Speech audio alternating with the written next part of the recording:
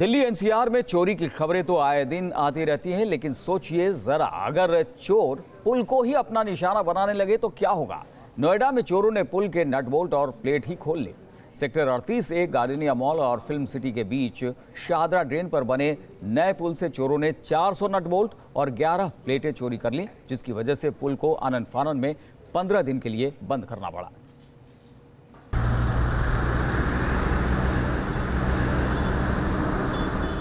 पुल पर मौत का अलार्म। इस पुल पर सफर करना मौत को दावत देना है। चोरों ने पुल को बनाया निशाना।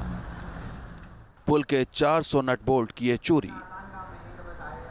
11 प्लेटों को भी पुल से निकाला। नोएडा के सेक्टर 38A का पुल, जिस पर रोजाना हजारों गाड़ियां दौड़ती हैं, वो पुल अब कमजोर हो चुका है। इतना कमजोर कि उसे 15 दिन के लिए बंद करना पड़ा।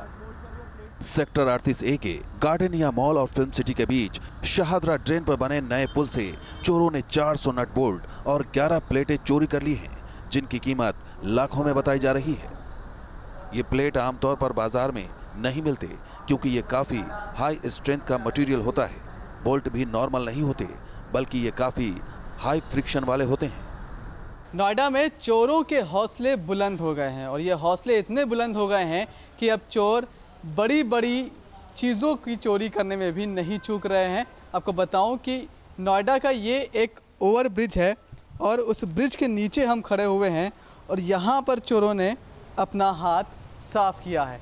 ये ब्रिज नोएडा अथॉरिटी ने बनवाया था, और यहाँ पर आप देख सकते हैं कि कैसे इस ब्रिज के नीचे जो गार्डर है उसकी प्लेट को चोर निकाल ले गए हैं, और ऐसे जो भारी भारी जो हैवी नट बोल्ट हैं, वैसे नट बोल्ट भी चोर यहाँ से खोल ले गए हैं।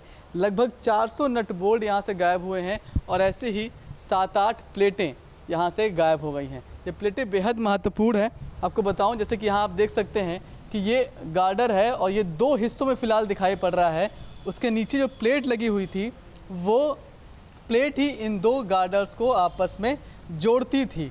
लेकिन अब वो प्लेट निकल जाने से ये जो पूरा पुल है ये बेहद असुरक्षित हो गया है, और जिसके चलते, सुरक्षा के चलते, फ़िलहाल इस पुल पर यातायात को पूरी तरह से बंद कर दिया गया है। मटेरियल जो है वो नॉर्मल मटेरियल नहीं है, वो हाई स्ट्रेंथ मटेरियल होता है, और बोल्ट्स भी जो हैं वो हाई फ्रिक्शन ग्रिप बोल्ट्स होते हैं।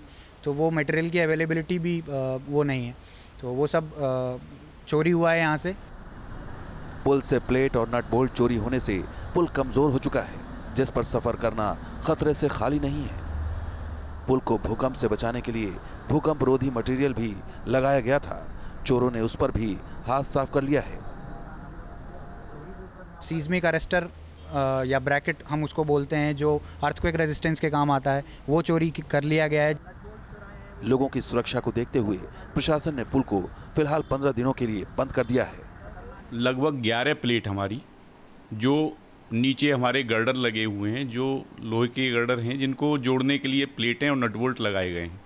11 प्लेट और लगभग 400 नट बोल्ट वहाँ चोरी मिले हैं, और जिसके कारण जो हमारी बीम आपस में जुड़ी हुई हैं वो असुरक्षित हो गई, और पुल की सुरक्षा को खतरा देखते हुए हमने ये तुरंत पुल यातायात के लिए बंद कर दिया है। पुल के नट बोल्ट और प्लेट चोरी हो गए, और किसी को कानो कान खबर तक नहीं लगी। इस बीच अगर कोई हादसा हो गया होता तो उसका जिम्मेदार कौन होता? सवाल कई हैं, लेकिन हकीकत यही है कि पुल की सुरक्षा राम भरोसे थी। नोएडा से मनीष चौरसिया के साथ टीम न्यूज़ नेशन। तो पुल की सुरक्षा राम भरोसे, और सबसे बड़ा सवाल ये उठता है कि चोरों ने इतनी बड़ी चोरी को अंजाम कैसे दिया, क्योंकि नट बोल्ट को खोलना आसान नहीं है, और ना ही नट बोल्ट और प्लेट को एक दिन में खोला गया होगा। प्रोजेक्ट के इंजीनियर भी मानते हैं नट बोल्ट और प्लेट खोलना आसान नहीं। पुल का नट बोल्ट और प्लेट चोरी हो गया, लेकिन किसी को कानो कान खबर नहीं लगी। चोर बड़े ही शातिराना अंदाज में पुल के नीचे से इतनी बड़ी वारदात को अंजाम देते रहे, और प्रशासन को इसकी भनक नहीं लगी। जिस नट बोल्ट और प्लेट के सहारे पुल टिका है, उसे धीरे धीरे चोर कमजोर करते रहे। लाखों लोगों की जिंदगी दांव पर थी। आखिरकार जब पता चला तो प्रशासन के भी हाथ पांव ठंडे हो गए, क्योंकि पुल से बोल्ट और प्लेट को निकालना आसान नहीं था, और नट बोल्ट और प्लेट की चोरी को देखकर ऐसा लग रहा है कि कई दिनों से चोर बड़े इत्मीनान के साथ पुल के सामान पर हाथ साफ कर रहे थे। नहीं, ये आसान नहीं है निकालना। इसके लिए पूरी तैयारी करके इस तरह के खोलने वाले इक्विपमेंट्स ले जाए गए होंगे, जो इनको चोरी करना बिल्कुल आसान नहीं है। इस स्पेशल तरह के इक्विपमेंट्स लेके ही चोरी की गई। सवाल ये है कि इतनी बड़ी चोरी होती रही और किसी को पता नहीं चला। जिस पुल से रोजाना लाखों लोग गुजरते हैं, उसकी सुरक्षा के कोई पुख्ता इंतजाम क्यों नहीं किए गए थे? पुल की सुरक्षा में चूक का जिम्मेदार कौन है? यात्रियों की जान को खतरे में डालने वाला गुनहगार कौन है? नोएडा अथॉरिटी की तरफ से इस मामले में एफआईआर भी दर्ज कराई गई है और पुल को एहतियातन बंद कर दिया गया है, जिसकी वजह से मुसाफिरों को काफी परेशानी हो रही है। लोगों को जाम के झाम से दो चार होना पड़ रहा है। प्रशासन पुल की मरम्मत करके जल्द ही इसे खोलने की बात कर रहा है, जिससे लोगों की परेशानी कम हो।